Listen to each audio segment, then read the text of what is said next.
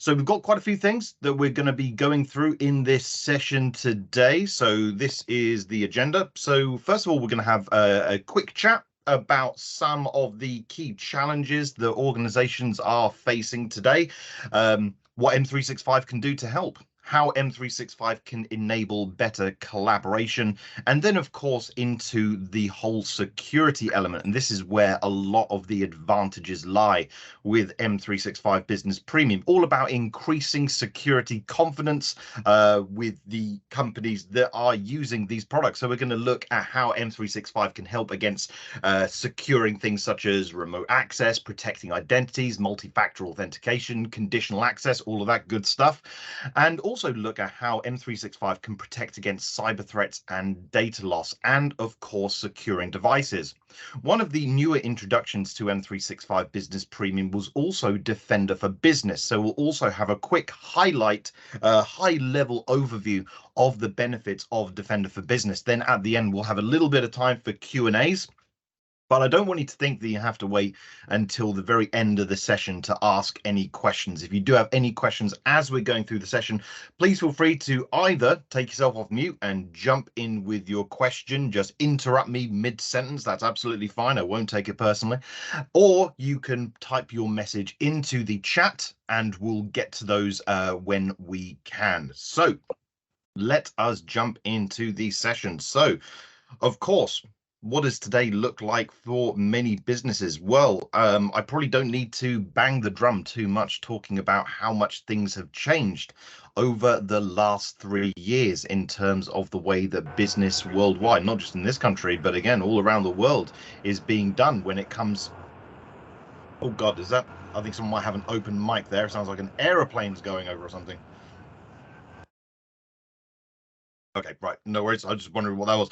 Okay, so yes, of course, the world of business has absolutely been reshaped by obviously the effects of COVID. But though the COVID pandemic, for the most part, is largely behind us, the effects are still being felt by organizations worldwide. A lot of organizations, when the COVID pandemic first kicked off, there was a panic to enable their workforces to be able to work effectively and remotely and have things such as effective collaboration and of course things such as security. A lot of people now working from different locations, different devices, different networks. This brought about a huge amount of challenges in terms of maintaining high standards of organizational security. Of course, when we're all working in the office on-prem, you know, everyone was surrounded by that bubble, that sphere of security. But now with a dispersed workforce, again, maintaining those high standards for a lot of organizations has become quite difficult. And some companies did address this problem by just going out and buying more software, just buying best of breed solutions to meet some of the key pain points that they were suffering. And whilst there's nothing wrong with potentially going out and buying more stuff, it does add to cost and complexity. And cost and complexity are two of the biggest enemies when it comes to organizational security and of course digital transformation. So those are two of the things that we really want to try and avoid, and especially with everything the way that it's going at the moment, we're seeing soaring inflation and shrinking budgets. So again, that ability to be able to consolidate maybe some of the costs that we have at the moment into something that's more cost effective and simple to manage, M365 could potentially be the answer. And in terms of some of those challenges, which I've just mentioned, some of the challenges that we have heard from customers have been around things such as communication with disjointed communication and collaboration tools, the acceptance that hybrid work is here to stay, and that we need to make sure that our organizations are working in the most optimal way to support this new way of working. And of course, security as well. So one thing which I have found quite interesting, and we'll talk about this a little bit more as we go on, but we have seen a 300% year-on-year increase in cyber attacks, with over 50% of that being targeted at SMBs. So it's not just the global conglomerates, the large organizations that have to worry about major cybersecurity events. All organizations of all sizes need to be doing more to protect themselves against these cyber threats. And of course, in doing that doesn't necessarily mean you have to go out and spend more money. Satya Nadella, the CEO of Microsoft, gave a really good speech not so long ago around how M365 can help customers do more with less, that to have a robust and secure environment to enable high levels of productivity and collaboration doesn't necessarily mean your company has to hemorrhage money on all of these different tools and solutions, where M365 can literally become the beating heart of productivity, collaboration, and security within your organizations. Now, M365 comes in a few different flavors.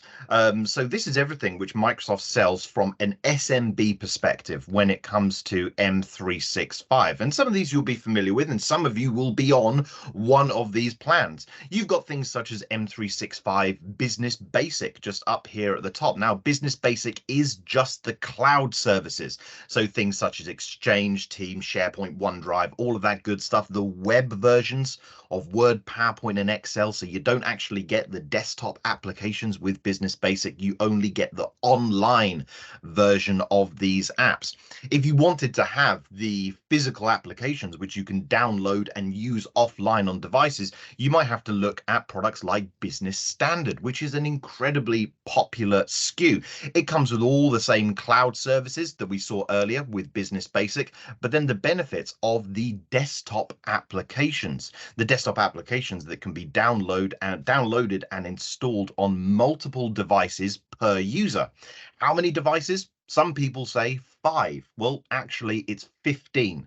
15 devices per user you can download those desktop applications onto. And it's 15 because it breaks down like this: 5 phones, 5 PCs and or Macs, and 5 tablets per user. So it's 5 of each type per user. So 15 in total. But the focus of today's session is obviously around Business Premium. This is the hero SKU, the all singing, all dancing Microsoft 365 product for our SMB customers. As you can see, it includes all of the same cloud services and desktop apps that we got in Business Standard. But with Business Premium, you are also getting the advanced security and device management solutions, which you do not get with Business Standard. Now, one of the key benefits around Business Premium is all of those solutions that I've just highlighted there on the screen. If you were to go out and try and buy enterprise grade equivalents of all of those solutions that I've highlighted there, you would be spending anywhere between 40 to 50 pounds plus per user per month just for those additional solutions if you were to buy enterprise grade equivalents. The cost difference from going from Business Standard to Business Premium is only around £7. So really, you're getting all of these extra solutions. If you're on Business Standard right now and you're considering going to Business Premium, you can have all of those additional security solutions for around £7. Or you can buy them separately from different vendors and pay £50 plus per user per month. So the value absolutely is there. And we're going to talk more about the security as we go on. But one of the overarching benefits of Microsoft Security Solutions is all of these products are all built and designed to work with each other. So when it comes to configuration, when it comes to management, when it comes to compatibility, you know there won't be any issues with these products because they were literally manufactured to work with each other. So rather than having a multitude of third-party vendor solutions that again are proprietary, that may not play well together, might be issues in compatibility that could create gaps in visibility when it comes to security, that's something you're not going to have to worry about with M365 Business Premium. And M365 is more than just Office. This is one of the really interesting things about M365 is you get a lot of what we call hidden gems included in these products. A lot of things that people don't realize. When people think M365, they instantly think, oh, Word, PowerPoint, Excel, that sort of stuff. But a lot of people don't necessarily consider a lot of the additional free tools that you get included as part of your M365 subscription. For example, you get products like Power Automate. And I don't know if anyone here, has anyone heard of Power Automate before? I don't know if anyone's heard. Some of you have, fantastic. If you haven't, Power Automate is a fantastic tool that allows you to automate certain processes within your organization. I'm sure all of us in our business have got certain repetitive tasks that no one likes doing, whether these are regular tasks or monthly tasks, things that, you know, are just generally boring or potentially clunky to do. You can automate those processes with Power Automate. So again, introducing some efficiency within the organization, utilizing automation. I've seen examples of where some customers have used automation with things such as what was the one I saw recently? It was a company, they connected Power Automate to their company's social media. So if anyone went onto their companies like Twitter or LinkedIn or whatever it was, and if someone wrote something negative about the company, Power Automate would automatically pick up on negative keywords and then automatically send a notification to the head of marketing, so they could see this information straight away and jump on this negative comment before it potentially came an issue. You know, things like that you can do. It's honestly, the sky is the limit with what you can do with some of these tools. Also, you've got tools such as Power Apps as well. I don't know if anyone here is particularly skilled in coding and building applications from the ground up. If you are, good for you. If you're like me, absolutely not. You don't have to worry. With things such as Power Apps, this allows you to build your own low or no code applications. It uses something called a WYSIWYG editor, WYSIWYG being an acronym for what you see is what you get. So, and basically being able to build your own application, like building a PowerPoint slide, being able to drag and drop things into the screen, connectors, all that sort of stuff, and building applications for iOS, Android, web applications that you could then deploy directly into something such as Teams. And again, all of this included as part of M365 Business Premium. I'll mention just one more thing on here, and this is one that I definitely saw becoming very popular, especially over the pandemic. When the pandemic first kicked off, a lot of people went and bought tools like Asana. Does anyone heard of Asana before? No. No, fair enough. Okay, so Asana effectively is like a team management tool. And again, when a lot of people were going to be separated from their teams, from their colleagues, they went out and bought all of these tools like Asana, which could cost anywhere between 10 and 20 pounds per user per month. They just went out and bought all of this stuff. Whereas people didn't realize that things such as Planner, which is included as part of M365, that can do a lot of the same things as these products. These team management and project management tools included as part of your subscription. And this is what I mean when I say do more with less and be able to consolidate. How many tools have you gone out and bought to do certain things that you could potentially use M365 for? How much stuff could you consolidate? How much time could be saved when it comes to management of some of the tools that you're using? Because again, just managing stuff, you can put a monetary figure against it. Time is money. We all know this. So again, how much could you save by potentially consolidating? But again, have a think about that as we go through. And of course, the security features. I'm not going to go through this now because we're going to talk about these in a bit more detail as we go through. But one of the things that Microsoft has discovered from speaking with many customers, we have found that a majority of customers, and again, whether you agree with this, but this is what Microsoft has discovered, that 64% of SMB buyers prefer to purchase software solutions as a package or a suite of solutions rather than just buying everything separately. Now, again, that's up to you to decide if that's something that you prefer, but a vast majority do prefer to have everything in one place because it's one product to manage. In terms of financial forecasting, it becomes simpler rather than having a whole multitude of vendors and having to pay Tom, Dick, and Harry. And M365 delivers on these benefits by effectively helping customers to be able to save costs, around 50% savings just in licensing consolidations, increasing security confidence, reducing the risk of a data breach by up to 45%, and reducing security management costs by around 50%. And of course, improving productivity, enabling 51% better levels of collaboration and reducing travel expenses by 32%. So again, a lot of stats in which M365 can absolutely help businesses.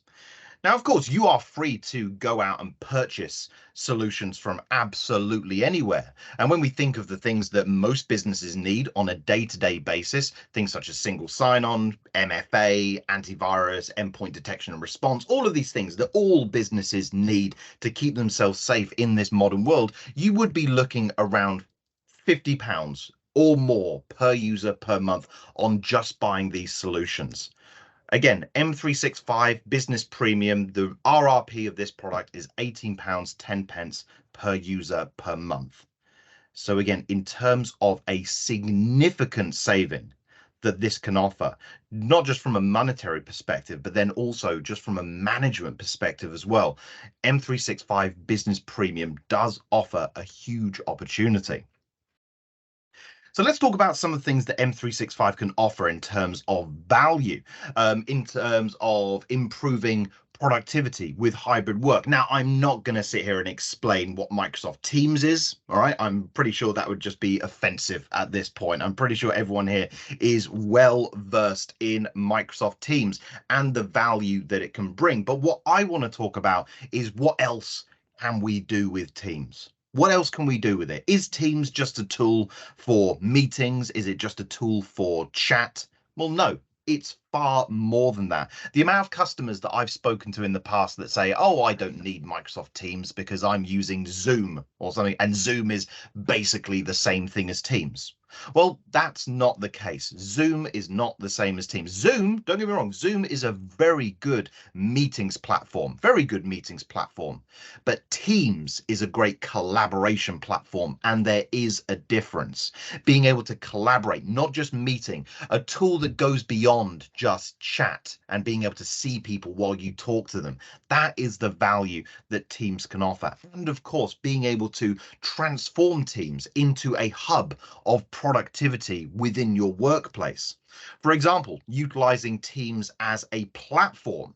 I don't know how many of you on this call are currently doing this or have done anything like this in terms of utilizing Teams as a platform within your organization. Some of you will know that you can download and run applications directly within Teams. Now, whether these are first-party Microsoft applications, the whole host of third-party apps that we can again download, run, and install directly within a Teams environment. And of course, even using things like Power Apps, we mentioned earlier, being able to build your own custom applications and run them directly in Teams. Now, what would the benefit to that be? Running your applications in Teams? Well, it can save time. It can make Teams more efficient. Let's be honest with ourselves. Teams is probably open on our desktops all day, every day anyway. So why not get it doing more than just meetings and chat? Take this customer, for example. This is obviously a customer that has something to do with furniture, wood, flooring, or something like that. They have used Power Apps to build an application within the customer support channel where the customer support team can find customer details, product and pricing information, other product details. All of that stuff has been built into an application which they can now use directly in Teams. This team no longer has to use a separate application for customer details like a CRM or a product database or a pricing list. Everything has been built into this application. So again, they don't have to be going to multiple places to find that information and data. It's all there at their fingertips within Teams. Teams is now the only application this customer support team needs to use on a day-to-day basis. So again, improving efficiency, enabling better levels of flexibility, because of course, Teams, we can run that on almost any device, tablets, laptops, desktops, mobile phones. meaning that wherever this team are, they've got access to the tools, the only tools they need to be able to get their job done on a day-to-day basis. Oh, hello, is there a question there? Okie doke. So That's it's right. not. Oh, hello. Was that a question or was that an open mic? Are we all good? All right, no worries. Like I said, if you've got a question, just take yourself a mute. Absolutely jump in there. So, and it's not just custom applications. It's also, again, being able to use first-party stuff in there. I don't know if there's anyone that uses things such as Power BI as an example, being able to embed Power BI dashboards directly into Teams, and again allowing you to be able to, for those of you that are team leaders or managers, being able to have this kind of information live within Teams at your fingertips, again, rather than having to navigate to Power BI either through the web portal or the app and finding the correct dashboard and the information you need. You can have all of that stuff live delivered to you directly within Teams. And once again, that benefit of wherever you are, whatever device you have on you, you have got access to that information wherever you are. And again, a huge amount of flexibility. And again, those are just two examples, Power Apps and Power BI. Literally, you can build your own custom applications within Azure. There are literally thousands of third-party applications that are compatible with Teams. And again, allowing you to use this product for more, way more than just meetings and chat. And of course, one of the other advancements in Teams is obviously the meeting room solutions as well. So for those of you that have got boardrooms or meeting spaces, one of the things that we've seen has been incredibly popular has been Teams rooms. And again, being able to transform your boardroom into a Teams meeting hub effectively. One of the key benefits around Teams rooms is that it works just like Teams does on your desktop. I've been to a lot of different customers over the years who use a multitude of different meeting room solutions within their organizations. And again, some of the solutions are completely proprietary. Not many people in the office actually know how to use these services within the conference rooms. Mainly it's only like the IT guys and maybe senior people in the company who actually know how to use it. For the cost of a meeting room solution, maybe only having 5 to 10% of your company knowing how to use this $5,000 to £10,000 investment is probably not a good ROI. Having a solution that literally anyone in your office could walk into the conference room, they know how to use it because it works the same as what it does on their desktop, and be able to get to grips with this stuff instantly, having 99% of your office being competent in using this technology. Again, I think that serves as a much better investment and ROI when it comes to boardrooms, conference rooms, meeting rooms, whatever it might be. And of course, the innovation with Teams and pretty much everything in Microsoft is advancing. Innovation is at the heart that everything Microsoft does. Some of you will have seen in the tech press, maybe articles on LinkedIn, all about Microsoft 365 Copilot, which is on the way. This hasn't launched yet. It is coming soon, and this is going to absolutely be a game changer in the way that we work. A lot of you know ChatGPT. A lot of you know that Microsoft owns a significant stake in ChatGPT. So what we're now seeing is that level of technology being implemented into Microsoft 365. The fact that I'd be able to ask questions of Microsoft 365 and get relevant data. I could come off a Teams meeting and I can ask Copilot, hey, give me a rundown of the notes from that meeting, and it will give me the highlights. Hey, Copilot, can you give me the information of what Graham said in that meeting? And it will pull out all the key points that Graham brought, that sort of stuff, you know? So a really interesting way of being able to interact with M365 in a way that just wasn't possible before. And Microsoft is the only people that are doing this. Google at the moment do not have the capability or the scope to be able to build something like this. This is something you will only find with Microsoft. And for those of you that haven't seen Copilot, I've got a short sizzle video just to show you. Have a quick look at this.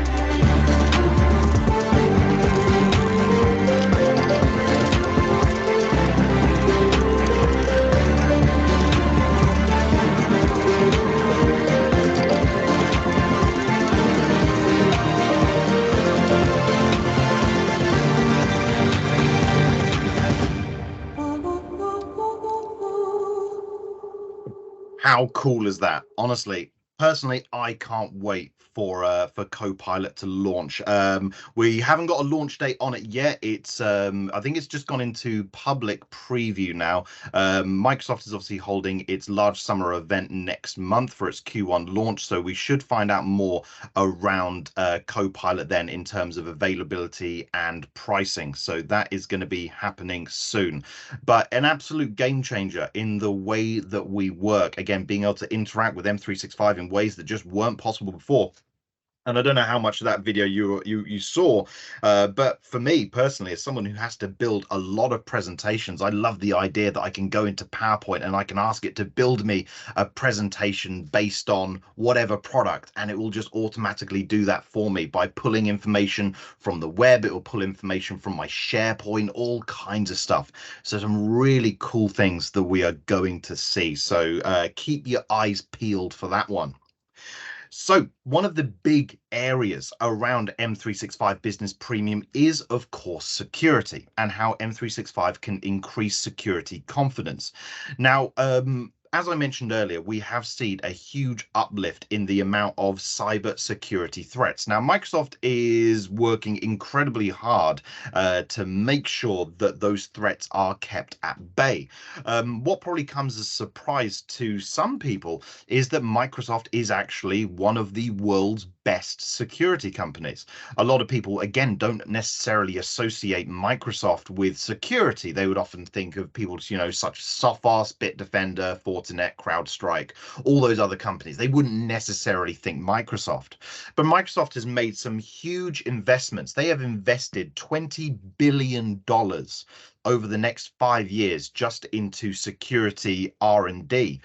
They're monitoring over 140 hacker groups out there. They're monitoring over 40 hostile nation states and feeding back information. So again, some of you will have seen in the press, Microsoft working very closely with the international communities around cyber threats originating from Russia, with everything that's going on with the Ukraine invasion. And also, Microsoft analyze over 43 trillion signals every single day. This is what makes Microsoft one of the world's best security companies. That right there, the global optics that Microsoft has. You'd think Microsoft is already plugged into thousands, millions of organizations around the world. Think of all the data that goes through Microsoft every single day, through Outlook, through Azure, Azure Active Directory, Bing, Xbox Live. Microsoft is monitoring those signals for threat detections. No other security company in the world has that level of global optics, that amount of data to be able to pull from and analyze. This is what makes Microsoft's security proposition unique, because they have got this massive crystal ball, basically, that allows them to see a lot of information and proactively put in protection against attacks before they even happen. And one of the things that we've also seen, again, following on with that 300% increase, I've seen, we've seen that 1 in 4 SMBs state that they had a security breach in the last year. 1 in 4. Now, I don't think that figure is entirely accurate, because that's 1 in 4 for the companies that actually admitted it. I think there's a lot more companies out there that might have suffered breaches that haven't owned up to it. I think there's even more companies out there that have suffered a breach that don't even know about it, which is arguably worse. More and more customers are agreeing that cyber threats are becoming more of a business risk. Is this something that you guys would agree with? Do you think cyber threats are becoming more of a concern for especially, like, not just global conglomerates, but SMBs? No? Nods or thumbs up will do. And also, so this is something which, again, it needs to be looked at. And again, this is where M365 can really help. And one of the things that M365 does, which is incredibly unique, is it offers security in what we call a layered approach. It's not just security that just does one thing. We've got loads of different areas of security that are covered within M365 Business Premium, such as security, identity security, device security, application security, and document security. So we've got features and products that are included as part of M365 Business Premium that looks after all of these different areas. So we're going to have a look at some of those. We're going to break it down into these 3 pillars. We're going to look at how M365 can enable secure access and protect identities, defend against cyber threats and data loss, and easily secure and manage devices. So let's start with the first one, enabling secure access and protecting identity. And we're going to look at these 3 areas around protecting against lost and stolen passwords, securing access to work applications, and enabling remote desktop access. Now, does anyone know, does anyone want to take a guess on what always is the weakest link in any company's security posture or landscape? What do you reckon? What is always the weakest link? The first domino to fall? Any thoughts? People. It is the people. Yes. So Graham, Colin, absolutely right. It's the people. It's the users. And normally it's those. It's normally that because, well, there's an education side of things, people knowing what to do or what not to do. But then also it's people get to choose their own passwords a lot of the time. And passwords they're not great. They're an ancient form of security. And just to kind of illustrate my point, does anyone want to take a wild stab at what still today in 2023 is still the world's most popular, most used password? 1, 2, 3, 4, 5. 1, 2, 3. You're very close, but Colin's pipped you, and yep, it's password. But Graham, it's sometimes it's password 1, 2, 3, 4, 5, or a variation on that. But password, how bad is that? That even today, that is still the world's most popular password. And it's of little wonder that because of that fact, 80% of network breaches are due to weak or stolen credentials. So what can M365 do to help protect against this? Well, included as part of M365 Business Premium, we've got things such as MFA, multi-factor authentication. I'm sure you're all familiar with MFA and what it is, what it does. MFA, of course, is there to stop passwords from being that single point of failure, that even if an attacker were to steal your password without the secondary authentication method, like a mobile phone or whatever it might be, the password on its own would be useless. Now, MFA is one of the simplest, yet one of the most effective things a customer could do to protect themselves against identity-based attacks. In fact, with multi-factor authentication, it can prevent 99.9% of identity-based attacks. Now, of course, Microsoft isn't the only company that makes MFA solutions. There's loads of companies out there that do MFA. Take, for example, Cisco Duo. And Cisco Duo, they do some great MFA solutions. You know, Cisco Duo, they make fantastic products. They really do. But remember what I said at the beginning, how we want to remove cost and complexity from the equation. As good as Cisco Duo is, it's still something that's proprietary. It's still something that needs to be separately managed. It's still something that needs to be separately paid for. And last time I checked, I think Cisco Duo was around £2.40-ish. Last time I had a look. And, it doesn't sound a lot, £2.40, that's pocket change. But, scale that up over 50, 100, 150 or 200 users. Suddenly, a single product that only costs a couple of quid a month is now costing you hundreds of pounds every single month for a single solution. Is that a cost that you need to be spending? Or is that one of these costs that could be consolidated into your M365 subscription? Because again, Microsoft's MFA is included as part of M365 Business Premium. And one of the other things I mentioned is that all of the Microsoft products, the security products specifically, are all designed to work with each other. And one of the products that MFA works with is something called conditional access. And if you haven't heard of conditional access before, this is a tool which again works with everything else, works with Azure Active Directory, it works with MFA. And the whole idea behind conditional access is to make people meet certain conditions before access would be granted. So rather than someone just signing in on their laptop, username and password, then just getting access to whatever it is, rather than that, we're going to make them pass through this wall of conditions. And only once these conditions have been met, then they will have access to go into whatever it was. And those conditions could be around things such as your location, for example. This is from your IP address. Where in the world are you signing in from? If I run a UK-based company and I know that I don't have any employees working abroad, I could set a condition that says only allow IPs, UK address IPs, to be able to gain access. I could block certain IPs. So if I don't want any IP addresses that look like they're coming from Russia or China, or any IP addresses that look like they're coming from a VPN provider, I can block those. So only the right people could get the right access. Now, of course, there's going to be exceptions. Let's say, for example, I set up conditional access to block any IP address that is not coming from the UK, and I have to go on a business trip. I'm off to sunny Spain for a business trip. Whilst I'm out there, I need to do some work. I sign in on my computer, but suddenly I'm signing in from an IP address which is not in the UK. Now, how does conditional access know that that's me? It doesn't. As far as conditional access is concerned, my details could have been stolen by some dude in Spain who's now trying to sign in as me.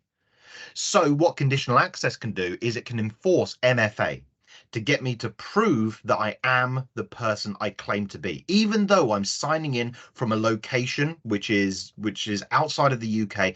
MFA can allow me to prove that I am who I say I am, and then be able to gain access. We could also set conditions around, we can also set conditions around the device as well. Maybe I don't want people accessing my internal infrastructure on personal devices. So I could set a rule that says people can only access internal infrastructure on trusted devices. And again, this goes by the device's serial number. I could also set conditions around people can only gain access to internal infrastructure if they're utilizing the latest update of Windows 10 or Windows 11, or if they're using the latest update to Defender antivirus, to make sure that people that are coming in, they are compliant, that they're not potentially going to drag in any muck from the internet into my lovely clean network. So again, making sure these conditions have been set to make sure that only the right people in the right conditions can have that access is absolutely imperative. And of course, all of this is designed to work hand in hand with your Azure Active Directory environment, your MFA environment, and everything else. It's built that way. So in terms of configuring, setting up, you're not going to be shoehorning these solutions together. They were designed for this. And one of the other things to consider around security is remote access. I don't know, does anyone here utilize any kind of virtual desktop environments within their organizations? Maybe Citrix, VMware, maybe a nice little RDS environment, anything like that? No? No? Okay. Well, I won't go too much over this then, but I do just want to highlight that M365 Business Premium also includes a license to use Azure Virtual Desktop. So Azure Virtual Desktop is the best virtual desktop environment you can get, which probably should come as no surprise to anyone, considering Microsoft makes Windows, Microsoft makes Azure. It stands to reason that their virtual desktop environment would be better than Citrix or VMware or any of the other competitors, considering they own the software. But the point I want to make is that if you have any of the following licenses, specifically the one we're talking about today, which is M365 Business Premium, this means that you can use Azure Virtual Desktop for no additional licensing cost. You don't have to pay any extra money to use Azure Virtual Desktop. The only thing you'd have to pay for would be the consumption costs of the virtual machine. So as you know, Azure is a consumption-based model. It's like your electricity bill. When you're using it, you pay for it. When you turn it off, you don't pay for it. So with Azure Virtual Desktop, you'd pay for the consumption services, but you're not going to pay for a license. So if anyone here was considering any kind of VDI or virtualization or anything like that, then with your M365 Business Premium license, you do get that all included. And no one here is utilizing RDS, but just a quick highlight. Again, if anyone was looking at maybe an RDS environment, maybe in the future, just consider this just for a moment. Just the licensing costs alone. A traditional RDS environment, you need 3 licenses to get yourself rolling. Oh, some of you do. Colin, you don't use RDS. Okay, so Colin, you'll know this in terms of your RDS environment. You need to use RDS, you need an RDS license, a remote desktop server license with software assurance. You need a server OS license, and you need a version of Office which is compatible with RDS. So that's 3 separate licenses that you need to pay for to use your RDS environment. Whereas if you had M365 Business Premium, that single license, that includes all you need. So again, not having to spend all of that extra money just on licensing alone. So just from that perspective, a significant saving. Okie doke. Right, moving on. So as we'll pick up the pace a little bit here. Right. So defending against cyber threats and data loss. Does anyone know what the most common attack vector is? What is does anyone know what the most common cyber attack is? Or the way that they get to us? Through emails. Emails, absolutely, Graham. It's emails, specifically phishing emails. That is the most popular way. We've all seen phishing emails before. Sometimes, you know, I get phishing emails loads on my personal email. God knows what I signed up to back in the day, but I get loads of them. And for the most part, you know, you see these phishing emails and they're quite easy to identify, right? You know, a lot of the times you see them and there's like bad spelling, bad grammar. Sometimes the logo of the company they're trying to pretend to be is all wrong. They're very easy to spot. So it's very easy to, you know, be quite flippant about phishing emails. How can anyone fall for that sort of mentality? But unfortunately, phishing emails have become a lot more sophisticated, especially over COVID. These guys, they really picked up their game in terms of being able to create pretty realistic phishing emails, utilizing more and more tools at their disposal, things such as social engineering, for example. We're familiar with social engineering, that term? Where people will use publicly available information to learn about us. LinkedIn, that's one of the tools that they love. They love LinkedIn. And here's a question for you. Has anyone here ever accepted an invite on LinkedIn from someone you didn't know? You've just had an invite from someone to connect on LinkedIn. It's someone you don't recognize, you might just do it anyway. Some of you might have, some of you haven't. If you haven't, good on you. But again, LinkedIn has become an absolute hotbed for social engineering. Now, obviously, the goal with these phishing emails, sometimes it's to trick you into handing over money or sending data. But sometimes with a phishing email, the only objective they have is for you to click the link or click the attachment. That's all they need you to do. Some of the world's largest ransomware events, some of the world's biggest cyber attacks all began with a phishing email. Someone clicking on a link, clicking on an attachment, which began a cascade of events, which potentially has brought down companies, locked up information, and cost billions of dollars around the world. So what can Microsoft 365 do to protect us against these email-borne threats? So we've got this, which is Defender for Office 365. Now, Defender for Office 365 is there to, again, help protect us against these email-borne threats, so links or attachments, and not just emails, but any link that might be sent through in a document, any link that could be sent through Teams. It works across everything in Microsoft, not just in email. So any place in Microsoft 365 where you could click on a link or a document, it runs across the whole thing. And the whole idea, now imagine a scenario where one morning you open your emails, you haven't had your morning coffee yet, and there's an email from someone you think you recognize, but what you don't realize is that this is a spoofed email. It's not really the person you think it is. They're asking you to open this document for review or open this link. And without thinking, you click on the link. Now, without any kind of protection in place, like I said, that could start a whole cascade of events. But lucky for you, you have got Defender for Office 365. And when you open that link or you open that attachment, it opens it in a virtualized browser, like a detonation chamber. It opens it in a sandbox environment.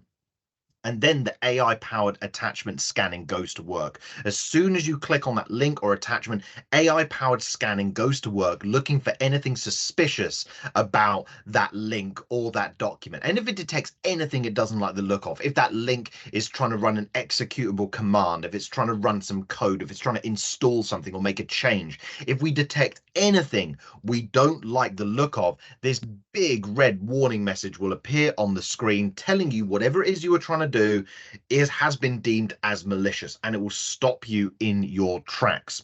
I know it says continue anyway, but that can be removed by IT administrators, so ignore that. But yep, it will stop you in your tracks. So again, whether it's a link or an attachment, it will detect the threat. And because it was opened in a virtualized sandbox, that detonation chamber, that can just be deleted. It can just be removed. But the story doesn't end there. The user has been saved, but the story doesn't finish there.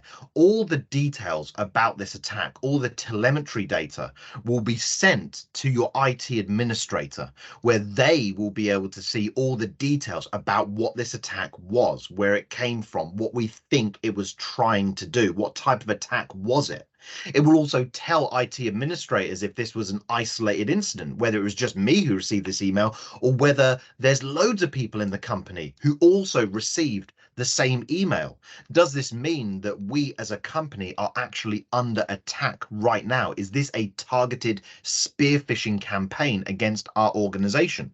A lot of you will be familiar with AstraZeneca, the pharmaceutical company. In 2020, they were hit with a targeted spear phishing attack against their organization. According to the media, the attack was perpetrated by hackers hailing from North Korea, presumably with intentions of stealing or disrupting vaccine research. But because AstraZeneca had this, they were able to identify the attack. They were able to keep their users safe and identify that this wasn't one-off, that they were under attack at this very moment, and be able to take preventative measures to mitigate the possibility of other attack vectors, removing these emails from Exchange, being able to batten down the hatches, and effectively give the IT team much greater scope to be able to protect their own borders. And once again, all of this is included as part of your M365 Business Premium subscription. There's no additional cost to get this up and running. It is all included. Now, one of the other elements of security, which is often overlooked, is security around data. And so a question to anyone here, I mean, does anyone here know, or within your organization, and you don't have to answer this if you don't want, but does anyone here have anything within their organization that would physically stop someone from sending confidential data outside of the organization? Physically stop, rather than just a company policy that will sack you if you do it. But is there something to physically stop someone from sending corporate IP confidential information to unauthorized recipients? Some of you do, fantastic, excellent, and some of you do. James, with the stuff, is that through Microsoft or is that through a third-party product? You don't have to say who it is. Just is it Microsoft or not? It is Microsoft. Fantastic. Excellent. I'm preaching to the choir here. Brilliant. Okay, some of you have got some of this stuff. So I want to talk about this. This is called AIP, or Azure Information Protection. Now, this is a tool which can be used to classify and label information based on its sensitivity.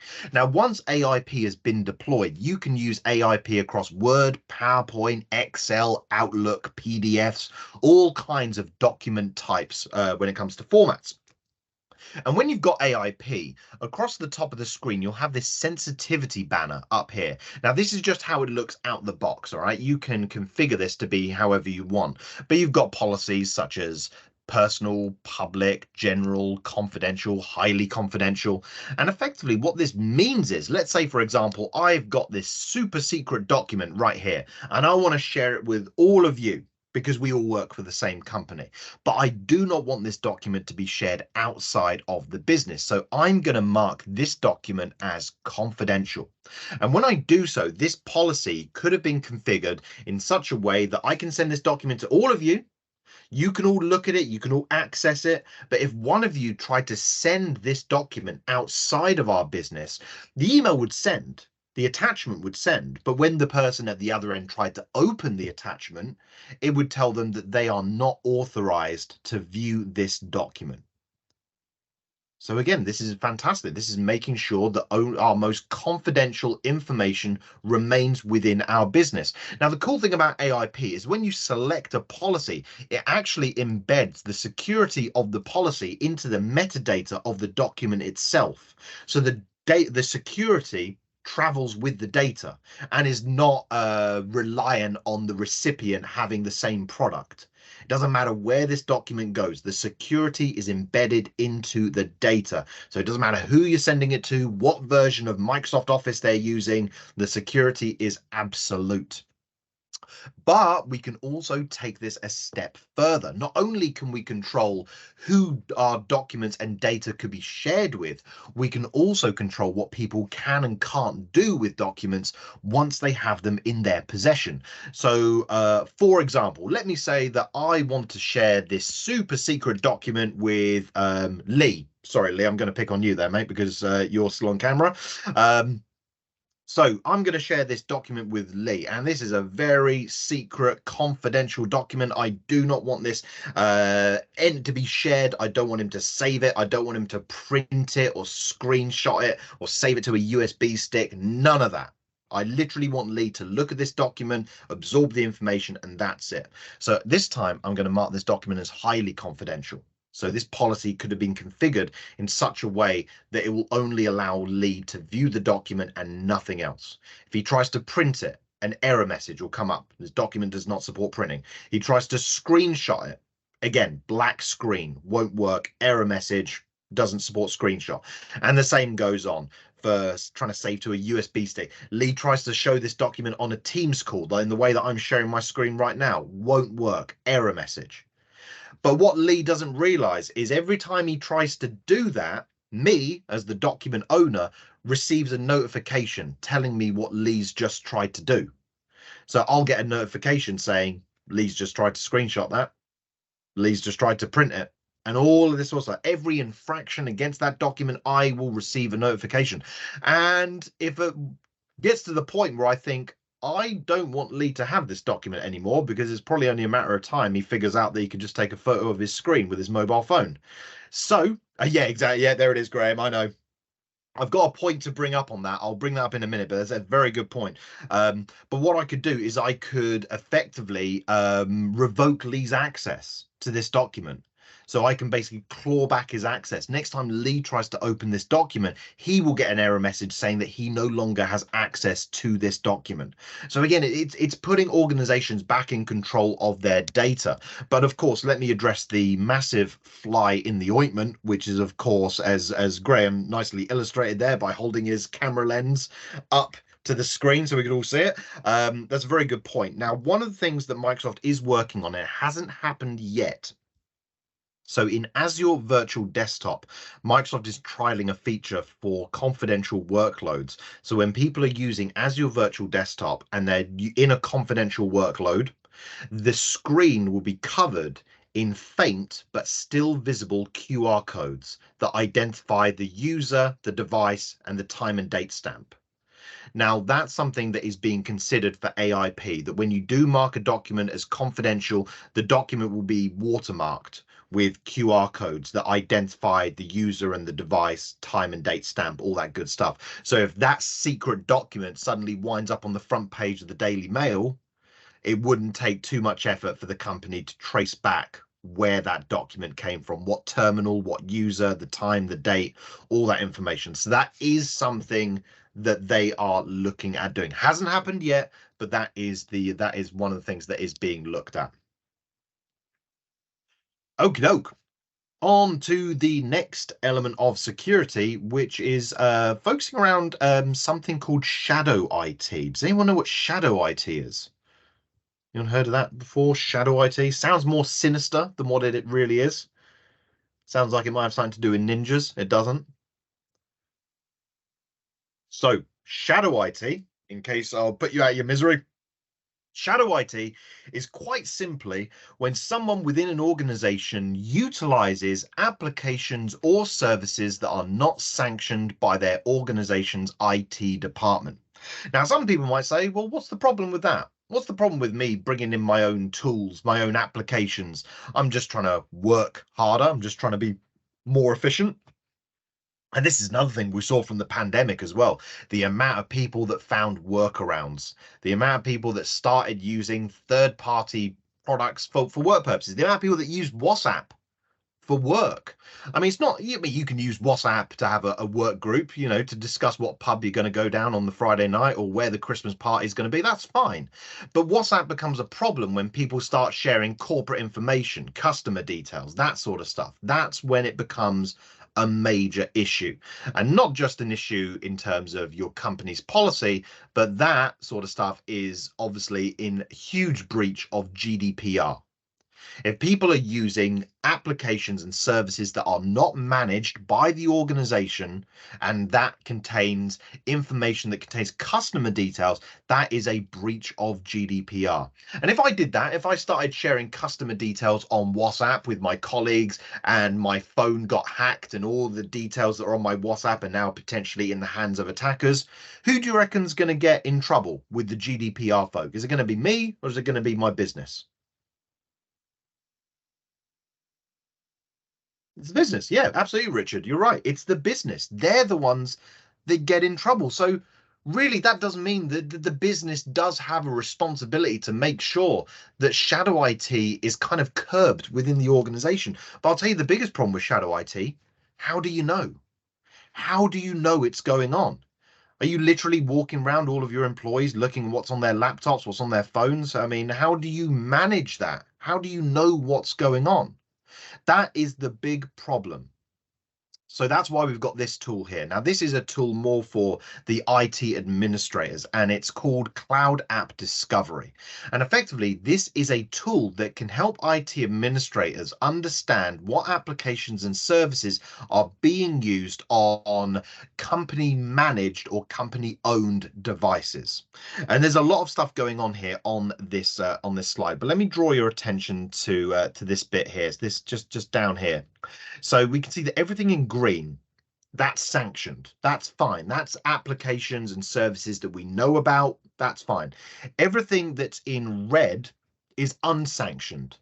Stuff that people have just taken it upon themselves to download and use on their devices, which could pose a risk. And I don't just mean risks in terms of data. And I know this is incredibly small and you probably can't see this that well, but one of the unsanctioned applications is something called Mega. And Microsoft have used this as their example. Has anyone here heard of Mega before? I think its full name is Mega Upload. Well, Mega Upload unfortunately has a bit of a bad reputation because Mega Upload, for those of you that are unfamiliar, Mega Upload is kind of like, imagine a completely public SharePoint where anyone and everyone can just upload and download whatever they want. Just imagine the Petri dish of that becomes over time. The amount of people that are using it for piracy, movies, music, software, all of that sort of stuff is being shared on that site. So honestly, it becomes a hive of scum and villainy, basically. Now, the problem there, and I'm pretty sure no one on this call has ever downloaded pirated music or movies or anything like that. You're all very good people. I know that. I can feel that in my bones. But I have heard stories from people who have downloaded movies and music before where they thought they were downloading the latest Hollywood blockbuster, but in actuality, they were downloading the most dangerous malware known to mankind. Now, if people are going to do that sort of stuff on their managed device and then bring that device to work and connect it to my network, absolutely not. That is not something I want, where people could potentially bring in all kinds of viruses and malware that they have got from certain applications and bring into my organization. So it's not just about data and GDPR, it's also a potential risk when it comes to cybersecurity. And of course, we're not expecting everyone here to have an encyclopedic knowledge of every application that exists, but luckily you don't have to.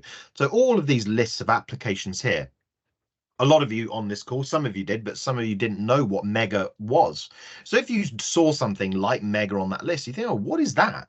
You can click on it and Microsoft will give you a breakdown. This is Mega Upload. This is what it's used for. This is what we rate it in terms of security. And I can tell you the security score on Mega is very low. So it allows IT administrators to be able to make an informed decision around applications. If I notice a lot of people are using something, and it seems that it's quite a secure thing, and a lot of people are using, maybe it's time that my company coughs up and buys a license for it. Or on the flip side of it, if I see something like Mega and I don't want anyone using it, I can use Cloud App Discovery to block that application. That application will no longer be able to be used on company owned or company managed devices. So it gives me that flexibility to control what apps and services are used within the business.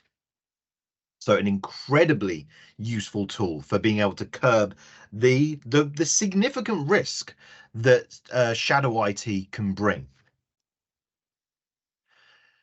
So on the topic of securing and managing devices, I want to talk about Endpoint Manager, which is also included as part of your M365 Business Premium subscription. Now, Endpoint Manager is powered by Intune.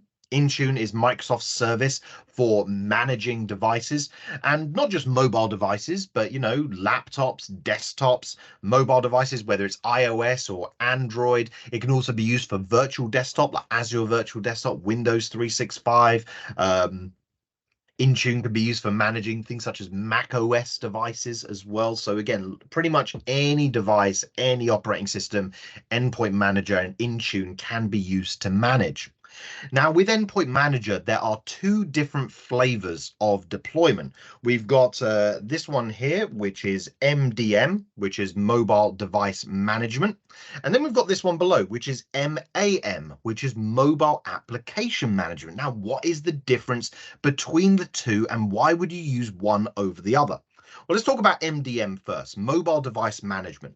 Now, this would typically be used for company-owned devices. So if I was running the business and I gave all of you lot iPads, let's say I gave you all iPads, company iPads, because they belong to the company, they are a company asset, I would probably use MDM because this gives me full control over the device. If your device was lost or stolen, I could erase all of the data from the device. If I wanted to lock you out of your device, if you have been, I don't know, posting things up on the company Twitter page that I don't agree with, I could lock your device to stop you from potentially doing that. If I didn't want you downloading certain applications, if I don't want you using TikTok or something on your company device, I can block you from downloading certain apps. A lot of you will see that, you know, fairly recently, the UK government stopped ministers from being able to have TikTok on their company, on their government issued devices. And again, it's tools like this that enable them to be able to do that. If I wanted to enforce you to use higher levels of security on your device, maybe utilizing biometrics or a longer passcode, again, I can enforce those policies. The crux of it are that I have a lot of control over that device in terms of the management and the use of it. And you know what? That's fair enough because it is a company issued asset. But company issued assets are on the decline. More and more people, more and more companies are utilizing BYOD.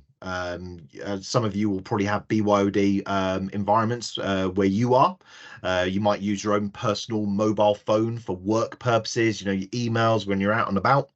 And there's nothing wrong with BYOD. It's really beneficial for a lot of organizations. The fact that you don't necessarily need to spend thousands of pounds on device procurement, being able to let people use their own stuff. But I'm almost positive that no one, including me, would want to enroll their personal mobile phone into this kind of policy. There's no way I would want my company to have the ability to erase all of the data from my phone, my personal phone, at the drop of a hat. I don't want my company to be able to dictate what applications I can and can't use on my mobile phone. And Microsoft agrees with this, that that isn't the right way to go about it. So that's why we have this, which is MAM. This is Mobile Application Management. The key difference here is that the company doesn't have control over the device. They've only got control over the managed applications on the device. So let me illustrate what that would look like. So this is one of my devices, which I've enrolled in MAM. And basically what we can see here is that when I roll it in MAM, it creates what we call a multi-identity policy, effectively a data separation between my company managed stuff and my personal stuff down here. It's worth mentioning that my company has zero visibility over my managed application, my personal applications. They can't see any of the apps I've got. They can't see any of my photos. As far as my company is concerned, this part of my device doesn't even exist. The only thing they can see is the managed apps. And within these managed apps, they don't have any access to the emails. They can see the apps are there. It doesn't give them carte blanche when it comes to personal privacy. But the best thing about this, if, for example, I woke up one morning and think, do you know what? I don't want to do this job anymore. Phone my boss. Yeah, I'm not coming back. I quit. He puts a call into IT. Yeah, Ed's quit. He's not coming back. IT, just go on to Endpoint Manager, remove my device, and effectively what that does is it removes my access to the managed applications. It doesn't delete anything, but it will sign me out of all of my managed apps. And if I was to try to sign in back into my corporate email, it wouldn't work. So this really does bring about the best of both worlds. I can still use my mobile phone in the way that I want to use it, and my company still has control over its data. But what about documents on this? What if I receive an email and that email contains a Word document? Well, I could save that Word document into my corporate OneDrive. Of course I can, because, you know, it's all part of the managed applications. But what if I tried to save that Word document into my Google Drive, my personal Google Drive? Is that going to work? Well, unfortunately, no. It's not. Corporate data cannot pass that multi-identity policy, that invisible border. Managed data, or data that has come through a managed application, can only be saved within another managed application. So again, this is brilliant. It's making sure that my corporate data is secure. Now, just in case anyone is also thinking, screenshot? Could I screenshot the data? Don't forget, we discussed AIP earlier. AIP policies also include mobile devices. So if documents or data are protected, if you were to try and screenshot it, it would black screen. And once again, your mobile phone is going to grass you up to the document owner to tell them what it is you've just tried to do. Okie doke. So on to the last security product of M365 Business Premium. This is quite a big one as well. This is Defender for Business. Now, all of the security stuff that we've discussed so far has been what we would consider outside the house security. You know, if you imagine a house and you want to stop people from getting in, what do? You put up gates, you put up fences, you put up padlocks, that sort of stuff. Everything we've looked at so far is security that has been designed to keep people out. But what if someone does get in? How do we protect against that? How do we detect against that? Does anyone know what the average time of detection is from the point of an attack happening to the point the customer realizing? Oh, sorry, Paul, AIP, MDM, and MAM, that is all only in Business Premium, not in Business Standard, I'm afraid. So how many days do you reckon pass between an attack happening and the customer realizing they've been attacked? What do you reckon the industry average is?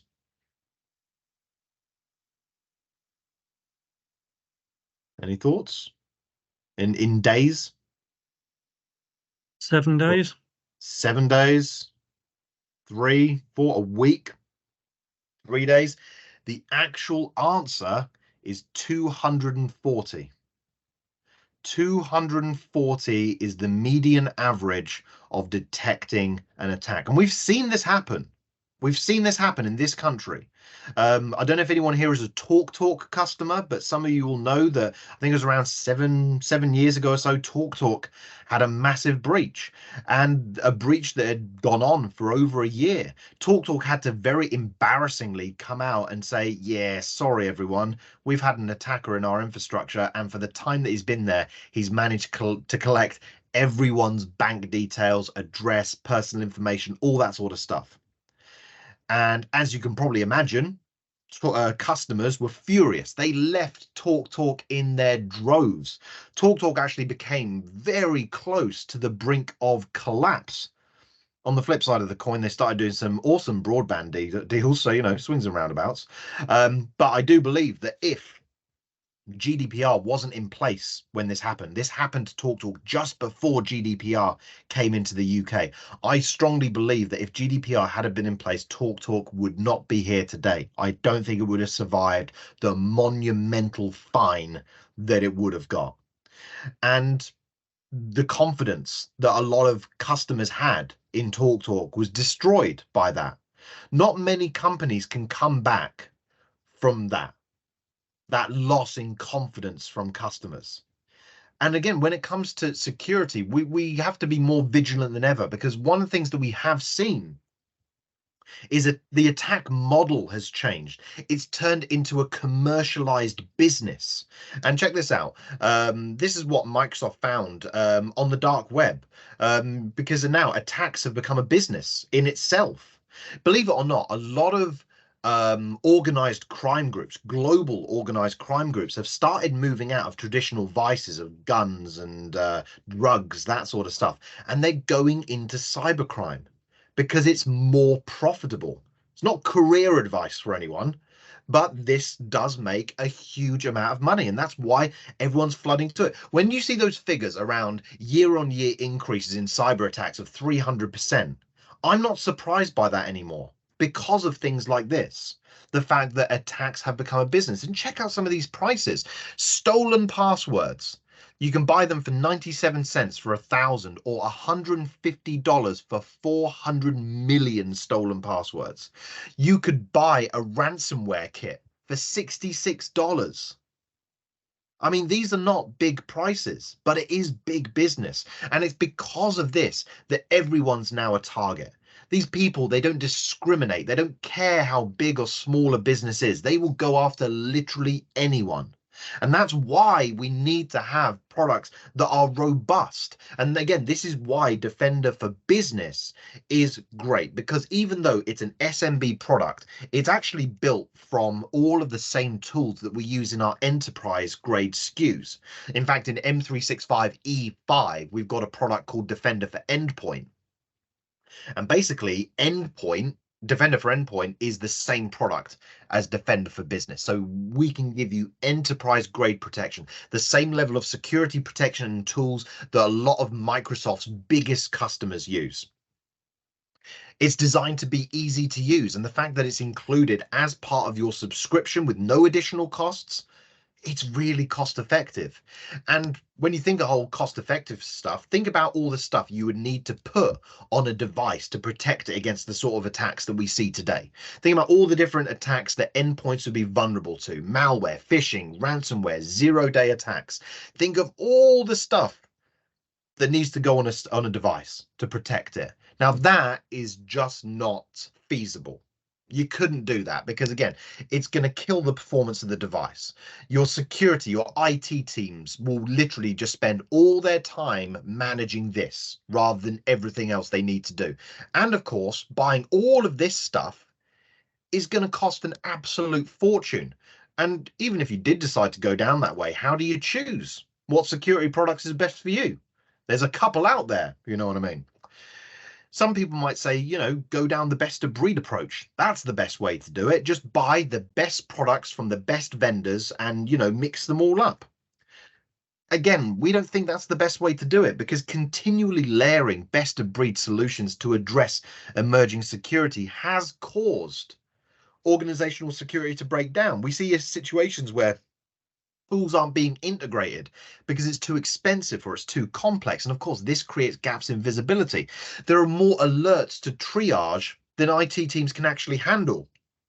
And constantly having to retrain our IT administrators on all of these different tools is a constant challenge. What we need to do is we need to find a balancing point. We need to find a balance between powerful security tools, but yet a security posture that can be maintained over time with your current staff and your current budget. And that is exactly what Defender for Business is designed to do. And companies that use Defender products have sung its praises around the fact that there is no single security solution which is going to solve all of your problems, but Microsoft recommend fundamentally that you simplify your approach to security challenges by using natively integrated solutions that are already built into your platform, because this is going to help reduce the amount of time that you spend managing all of these different vendors. It's going to make the user experience easier. It's going to bring down integration costs, and it's going to help reduce security blind spots. And with Defender for Business, it doesn't matter what devices, it works across everything: Windows, Linux, Mac OS, iOS, Android, Windows 365, Azure Virtual Desktop.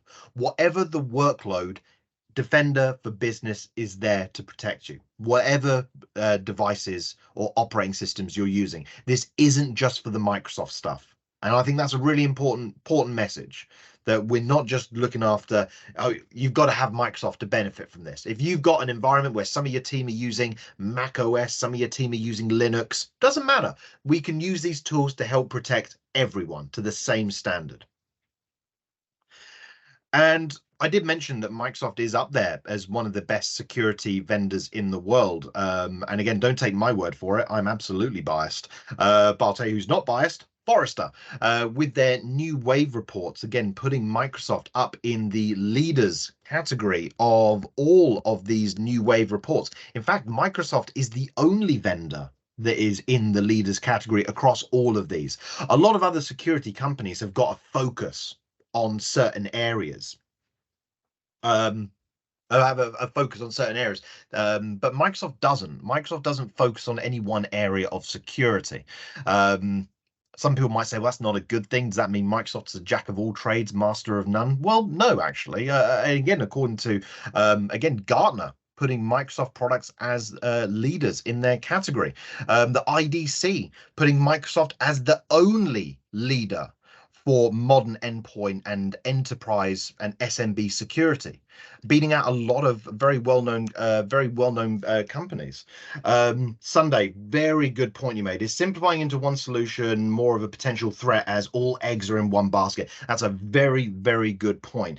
But so let's have a quick think about that eggs in one basket. So that old tale is about a basket with a faulty handle. So a single point of failure. So if the handle on that basket were to break, yet the basket falls or the egg smash, it's a disaster.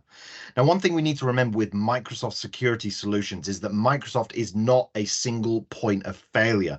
There are backups, there are redundancies, there is not one thing in Microsoft that could go down that takes everything else with it. If we were to rephrase that analogy, we would be putting all of our eggs in a basket that has about 10,000 handles. So even if one handle were to break, you've still got 99,000 handles, or plenty of handles holding on to that basket. So to be honest, it's not more of a threat than diversifying your security solutions. And consider Microsoft as a global organization. Microsoft as a global organization does not use any third-party products, security or otherwise. And Microsoft is one of the most attacked organizations in the world, second only to the US Department of Defense. So Microsoft, they eat the dog food, as the phrase goes. They use all their own products. Putting everything into one basket does not present any more of a threat than diversifying. In fact, I'd say putting all your eggs in one basket actually offers more benefits than it does risks in terms of the simplicity and the potential cost savings as well. But there is a really good website if you want to learn more about Microsoft security and statistics. It's a website called the Microsoft Trust Center. It's again, as long as the admin password isn't password, absolutely, yeah. If you do that, all bets are off. It doesn't matter how good our security is. If you're doing that, then yeah, absolutely. But check out the Microsoft Trust Center. You can just go on to Bing. Other search engines are available, and type in Microsoft Trust Center. A lot of key information on there around Microsoft security. But again, simplifying into one solution, I wouldn't say that is more of a threat. I'd say the advantages outweigh the risks. Okay, I've already kind of touched on some of this stuff earlier when we were talking about the global optics of Microsoft. And again, the fact that we are connected into so many different areas, it does give Microsoft this really good holistic view of the threat landscape, much greater than what a lot of other security companies have the ability for. But Defender for Business isn't just one thing. Defender for Business is actually a name for a subset of tools that look after a lot of different elements of security. We've got things such as threat and vulnerability management, attack surface reduction, next generation protection, endpoint detection and response, and auto investigation and remediation. Let's have a quick look at some of these. So with threat and vulnerability management, effectively identifying, assessing, and remediating endpoint weaknesses is absolutely pivotal in managing devices and reducing organizational risk. Now, if you imagine that house analogy again, threat and vulnerability management would be like getting a building inspector to come round to my house. He walks around the outside of the house looking for any defects to the structure. Oh, there's some bricks missing. Someone could squeeze in through there. That window's broken. Someone could climb in through there. Oh, the frame on that door is a bit broken. Someone could force that open. So that's what the building inspector does. He makes notes of all the things that he sees that could be vulnerabilities and then provides me with recommendations. Right, you need to get a glazier in to fix that window. You need to get a brickie in to do all that. It will give recommendations of how I can fix those problems. And that's what threat and vulnerability management does. It gives me information around the my infrastructure, its security, any potential threats or vulnerabilities that could be there, and information and tools of how to remediate those issues. And of course, it discovers these vulnerabilities, these misconfigurations. It does it in real time. It's constantly running. And again, it doesn't do any kind of periodic scans. It's constantly doing it. So it prioritizes vulnerabilities based on the threat landscape and the detections of your organization, sensitive information on vulnerable devices, and it gives it all of us in business context and levels of severity. It will get us to focus on the important things first. The next thing is attack surface reduction. Now, your organization's attack surface includes all of the places where an attacker could compromise your organization's devices or networks. And reducing your attack surface means protecting your organization's devices and network, which leaves attackers with fewer ways to be able to perform attacks. And configuring attack surface reduction rules in M365 Defender for Business can absolutely help. ASR, or attack surface reduction, can target certain software behaviors, such as being able to launch executable files and scripts, or attempt to download or run files, performing behaviors that apps don't usually initiate during normal day-to-day work. We saw situations where attackers would use legitimate features of Office 365 against us. There is a tool called DDE, which is the Dynamic Data Exchange. This was a legitimate feature of Office 365 that would allow you to take code from one document, like macros, that sort of thing, and inject it into another document. Now, some attackers figured out how they could hijack that legitimate feature to create self-replicating code for ransomware events. So attack surface reduction effectively helps us identify legitimate features in Office that you don't necessarily use that could potentially be a risk, and identify those areas. Again, things you wouldn't even think of. Attack surface reduction can give ideas of, there's this feature, you don't use it, but attackers could. Do you want to disable that feature? Yes, I do. Things like that, so attack surface reduction just gives attackers much fewer ways in which they can exploit. We've then got next generation protection as well. Now, this is really cool because this uses behavioral real-time protection. And one of the cool things that Defender for Business does is it learns about us over time. It learns about us as users, what times of day we use our devices, what devices we normally sign in on, that sort of thing.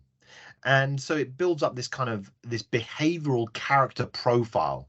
And if someone steps outside of their character profile, that could potentially flag up as identity theft or suspicious behavior.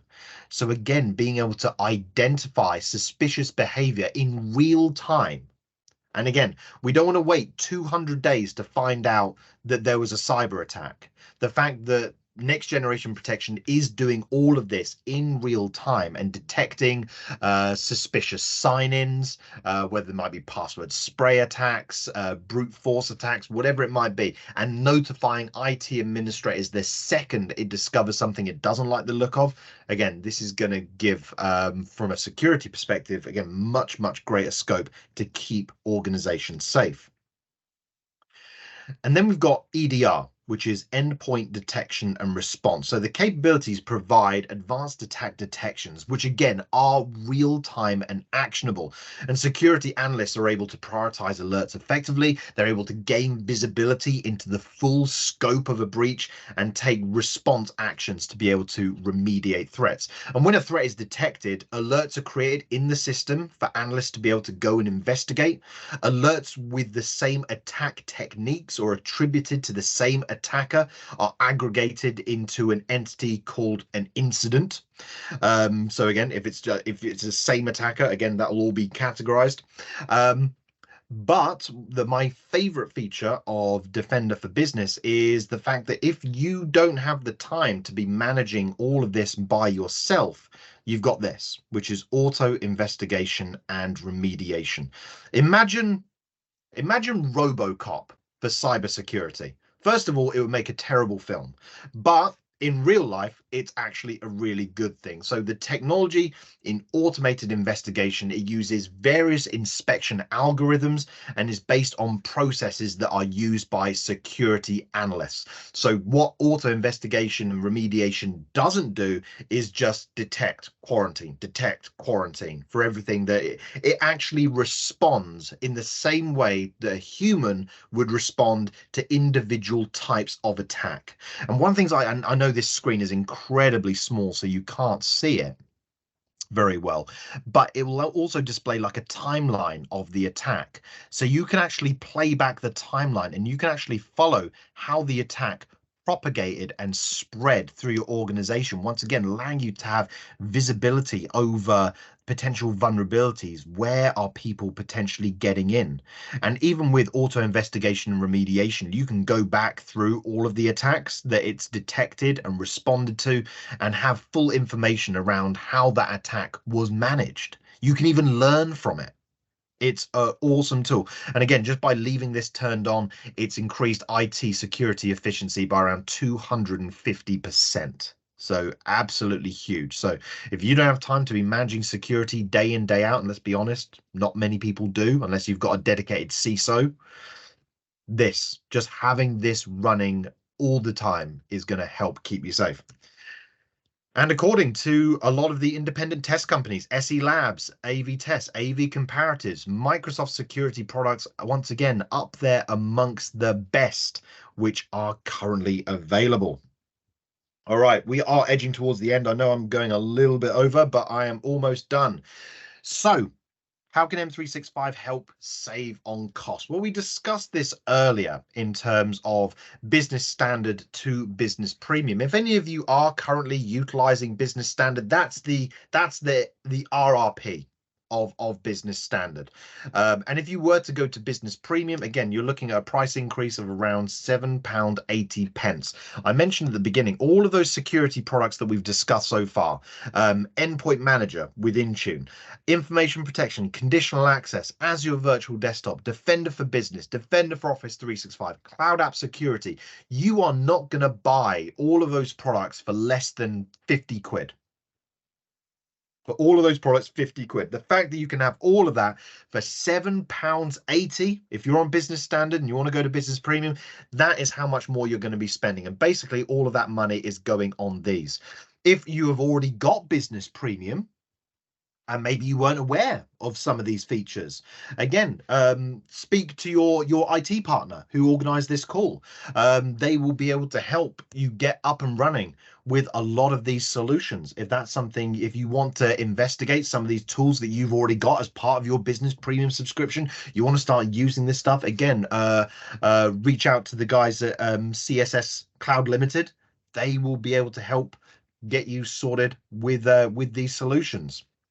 And if you thought you could make your own version of M365 Business Premium, I just want to kind of give an overview of some similar components that do exist out there. So if you want to use Google Workspace as your office environment, you want to use Mimecast as your email and web protection, Okta for your identity management, VMware for endpoint detection, TeamViewer for RDS, and CrowdStrike for your endpoint detection and response. Again, you'd probably be looking something a whopping £53.36, whereas M365 Business Premium can give you all of this and more. Your entire office environment, all of those hidden gems we spoke about at the beginning, all of that for £18.10 per user per month. So an absolute bargain that is available there.